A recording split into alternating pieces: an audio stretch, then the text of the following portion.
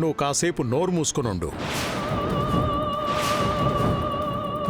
నువ్వు చెప్పమ్మా, నీకు ప్రియమతికి మధ్య ఏం జరుగుతోంది?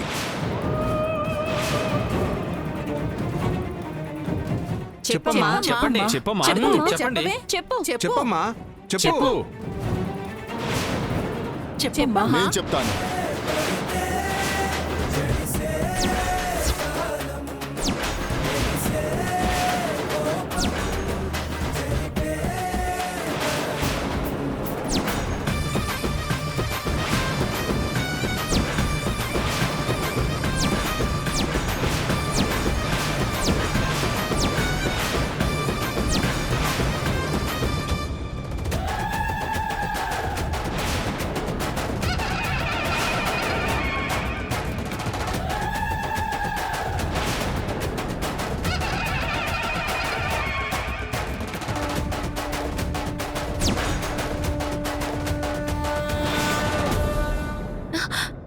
మీరా?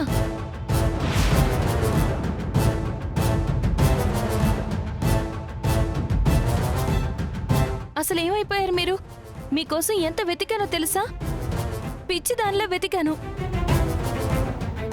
అమ్మా శ్రీలక్ష్మి, అతను నీకు ముందే తెలుసా? తెలుసు పెద్దయ్యా. రండి.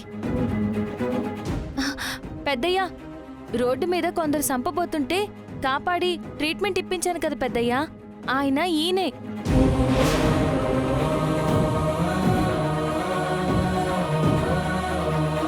అమ్మా శ్రీలక్ష్మి, ఏమైందమ్మా? ఈ రక్తపు మరకలేంటమ్మా? నాను కాలేజ్కి వెళ్తుంటే రోడ్డు మీద ఒక పెద్ద ఆయన్ని 4 రౌడీ వెధవులు కత్తులతో దాడి చేసి హత్య చేయబోయారు పెద్దయ్యా.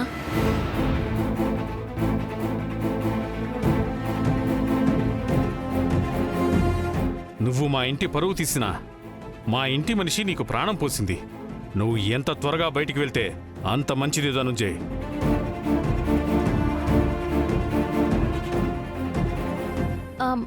పెద్ద మావయ్య, ఈయన మీకు కూడా తెలుసా?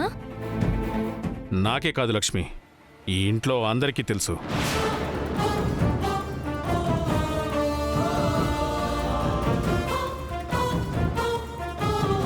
నన్ను మీరు అపార్థం చేసుకుంటున్నారు.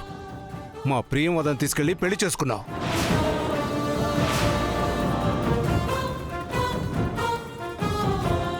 మోజు తీరగానే మొహం చాటేశావు.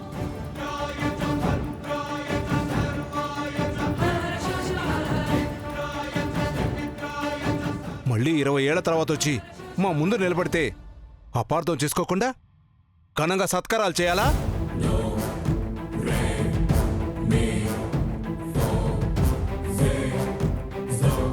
ఏం మాట్లాడుతున్నారు చిన్న మావయ్య? ఈయన ప్రియంవదమ్మ గారి భర్త. అదొక పీడకల.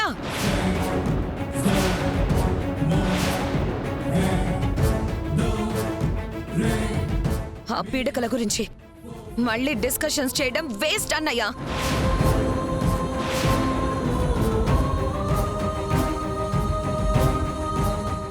ఇతను ఒక్క క్షణం కూడా నా కళ్ళ ముందుండడానికి వీల్లేదు.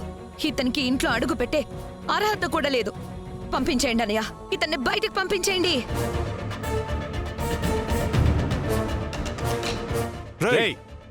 బయటికి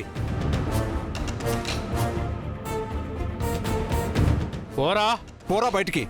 ఆగు చిన్నోడా. ఎందుకు ఆగాలి నాన్న?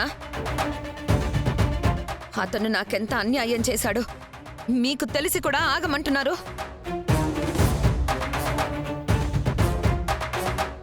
ఇతన్ని చూడగానే గన్ తీసుకొచ్చి షూట్ చేసి పడేస్తారనుకున్నాను, కానీ మీరు అలా చేయలేదు. నాకు చాలా బాధగా ఉంది నాన్న.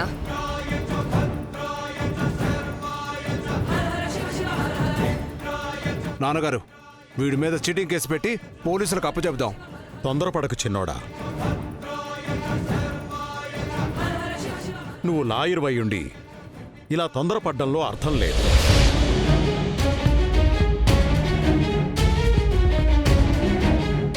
కోర్టులో నువ్వు రోజూ చూసే తతంగమే ఇది.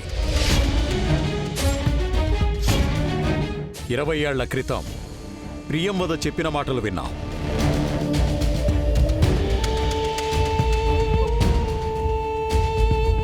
ఇప్పుడు ఇతనేం చెప్తాడో తెలుసుకుందాం.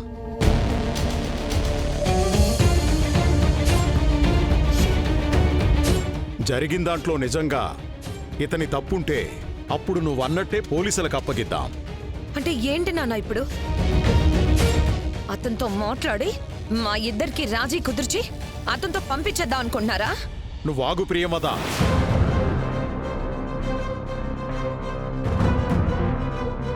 మీరు చెప్పండి బాబు, 20 ఏళ్ల తర్వాత మా ఇల్లును వెతుక్కుంటూ వచ్చావంటే జరిగిన దాంట్లో మీ తప్పుండదని నమ్ముతున్నాను.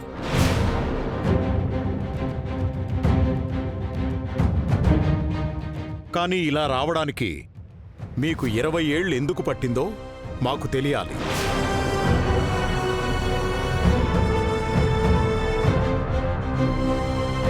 చెప్పండి, మీ తప్పు లేకపోతే పెద్దయ్యే మీ సమస్యని పరిష్కరిస్తారు.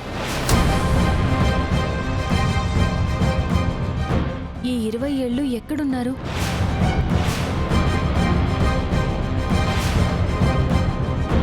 సెంట్రల్ జైల్లో, సెంట్రల్ జైల్లో, సెంట్రల్ జైల్లో.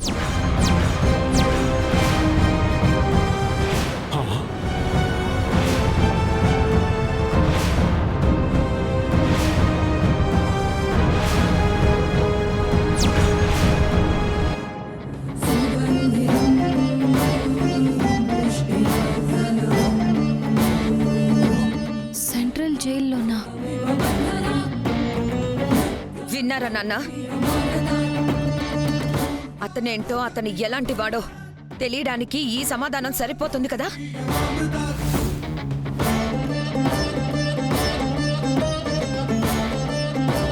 ఇరవై ఏళ్ళు జైల్లో ఉన్నాడు కాబట్టి ఎంత పెద్ద కూనికోరో అర్థమైందా నాన్న?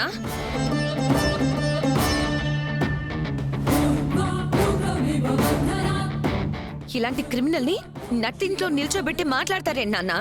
తన్ని తొరవేయకుండా.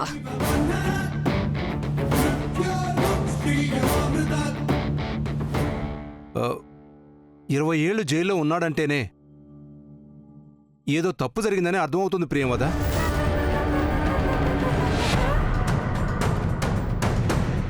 నాన్నగారు, ఐపీసీ సెక్షన్ల ప్రకారం అత్యంత పెద్ద శిక్ష ఉరి శిక్ష.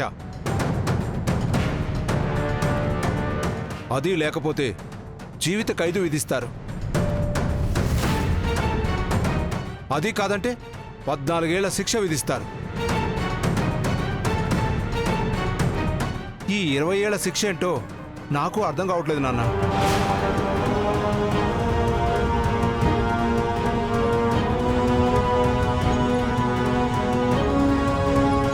అసలు నువ్వు ఏ నేరం చేసి జైలుకి వెళ్ళావు?